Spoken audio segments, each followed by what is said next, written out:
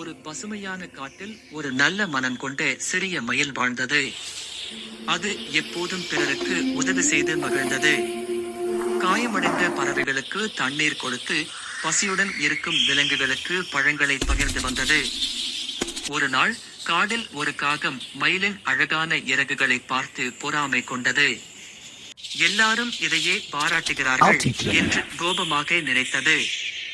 அடுத்த நாள் மயில் தூங்கிக் கொண்டிருந்த போது காகம் வந்து அதன் வாலில் இருந்து ஒரு அழகான இறகை பிடித்து பறித்தது.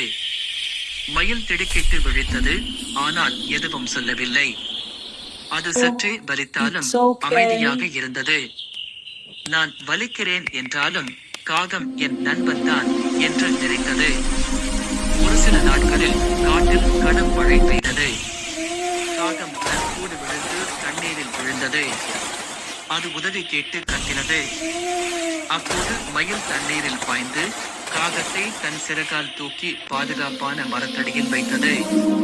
காகம் அதிர்ச்சியடைந்து அழுதுவிட்டது. நான் உன்னை காயப்படுத்தினேன், ஆனால் நீ என்னை காப்பாற்றினாய். ஏன் என்று கேட்டது. மயில் மென்மையாக சிரித்து, நீ என்னை காயப்படுத்தினாலும் நல்லது செய்வது என் வழி. நம்முடைய நன்மை பிறரின் தீமையால் மாறக்கூடாது.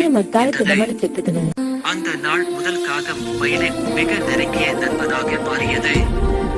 இருவரும் சேர்ந்து மற்ற விலங்குகளுக்கு உதவி செய்ய தொடங்கினார்கள். மற்றவர்கள் துன்பப்படுத்தினாலும் நீ நல்லது செய், ஏனெனில் நன்மை என்பது உன் குணம், அவர்களின் அல்ல.